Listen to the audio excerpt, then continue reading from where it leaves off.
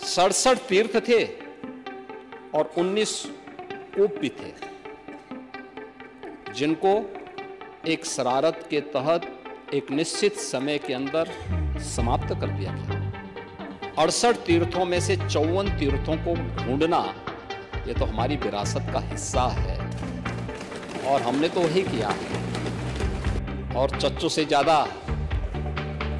चुनाव कैसे जीते जाते हैं इसको कौन जान सकता है। और इसीलिए अच्छा ये है परोपदेश कुशल बहुतेरे रहे, इसी को कहते हैं।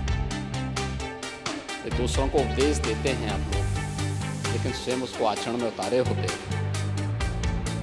तो संभवतः इतनी करारी हार नहीं होती और 2027 में भी इतनी करारी हार नहीं होती।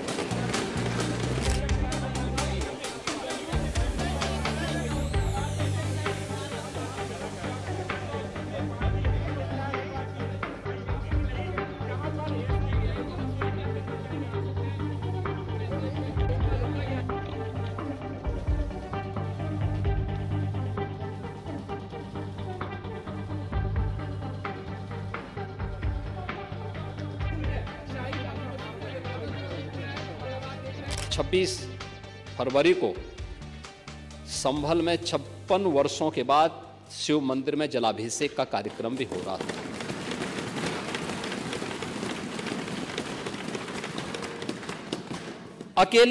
अकेले संभल में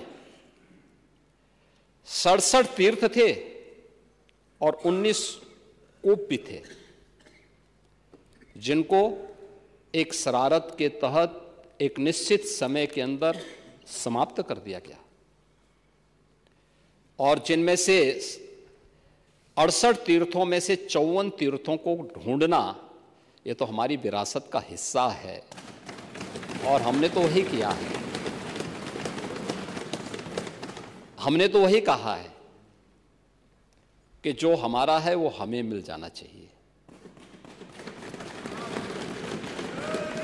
हम उससे इतर कहीं नहीं जा रहे हैं, उससे इतर कहीं नहीं। और 19 जो कूप हैं उन्हें भी मुक्त कराया गया है। सच कड़वा होता है और उस कड़वे सच को स्वीकार करने की सामर्थ्य भी होनी चाहिए। लेकिन आपने बोला है, मुझे बहुत अच्छा लगा। उपचुनाव की भी आपने चर्चा की, लेकिन आपके यहां तो चुनाव के एक्सपर्ट शिवपाल जी हैं।